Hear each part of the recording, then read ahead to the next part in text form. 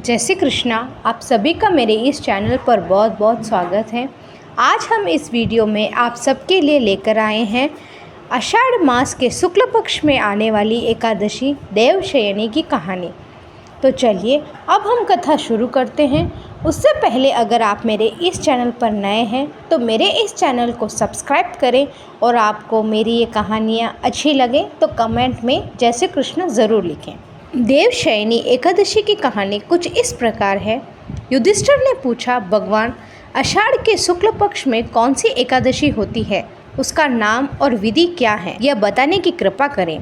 भगवान श्री कृष्ण बोले, राजन, आषाढ़ शुक्ल पक्ष की एकादशी का नाम शयनी है। मैं उसका वर्णन करता हूँ। वह महान पुण्यमय, स्वर्ग एवं मोक्ष प्रदान करने वाली है, सब पापों को हरने वाली तथा उत्तम व्रत है। आषाढ़ शुक्ल पक्ष में शयनी एकादशी के दिन जिस मनुष्य ने कमल पुष्प से कमल लोचन भगवान विष्णु का पूजन तथा एकादशी का उत्तम व्रत कर लिया, उन्हें तीनों लोकों और तीनों सनातन देवताओं का पूजन कर लिया। हरिशयनी एकादशी के दिन मेरा एक स्वरूप राजा बलि के यहाँ रहता है और दूसरा क्षीर सागर में शेषनाग की शैया पर तब तक शयन करता है जब तक कि आगामी कार्तिक की एकादशी नहीं आ जाती, अर्थात आषाढ़ शुक्ल पक्ष की एकादशी से लेकर कार्तिक शुक्ल पक्ष की एकादशी तक मनुष्य को भली भांति धर्म का आचरण करना चाहिए।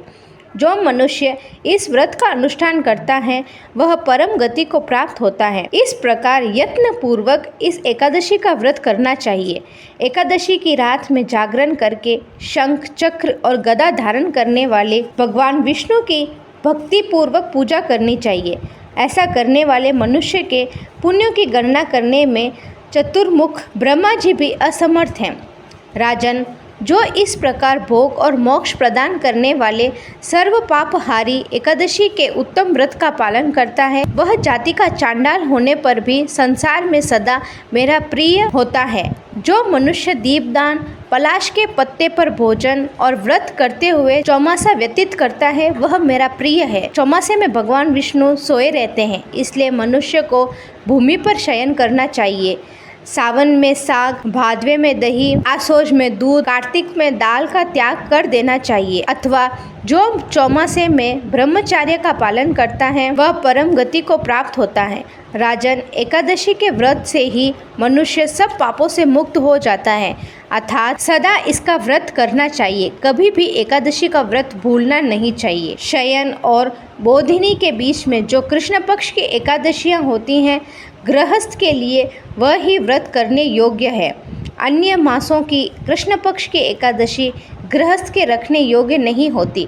शुक्ल पक्ष की एकादशी सभी को करनी चाहिए। जय श्री कृष्ण। आपको मेरी यह कथा अच्छी लगे तो इसे लाइक और शेयर ज़रूर करें।